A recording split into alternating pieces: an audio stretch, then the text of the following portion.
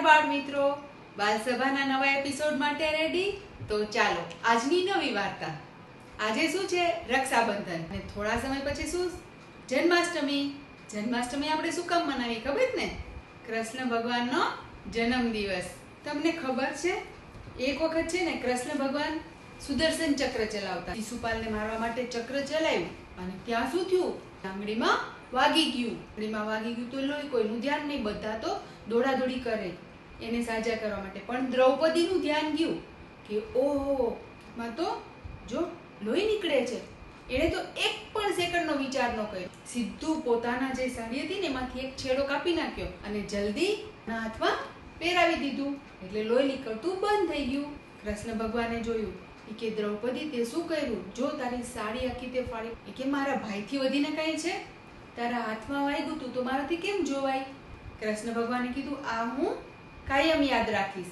હવે એવું થયું કે એક વખત ભરી સભામાં દ્રૌપદીનું અપમાન થયું. કૃષ્ણે તો સંકલ્પ કર્યો હતો ને કે હું બેનની રક્ષા કરીશ. દ્રૌપદીએ બધાને બોલાવ્યા, કોઈ એની મદદે ન આવ્યું. ત્યારે પછી એણે હાથ જોડીને કોને યાદ કર્યો?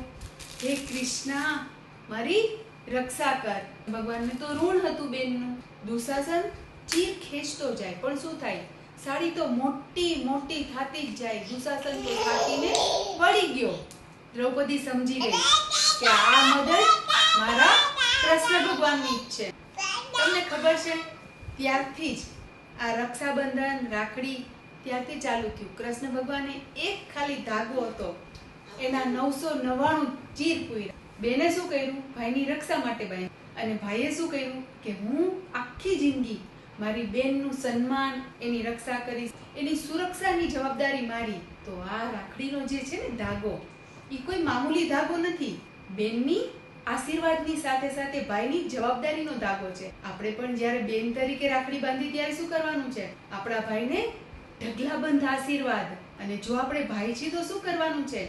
ખાલી બેનને ગિફ્ટ આપી દેશું કે હા તે મને રાખડી બાંધી, ચાલ હું તને ગિફ્ટ આપી દઉં. એવું ના ચાલે. જ્યારે બેન રાખડી બાંધે ને ત્યારે કમિટ કરવાનું છે કે હું લાઈફ ટાઈમ તારી રક્ષા કરીશ.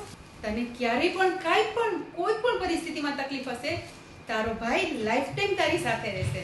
કરશું ને આવું કમિટમેન્ટ? લીધું? કરશું ને? જ્યારે ભાઈને બાંધીએ ત્યારે શું કરવાનું?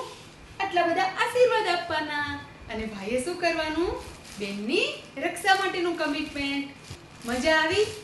મજા આવી તો શું કરશું?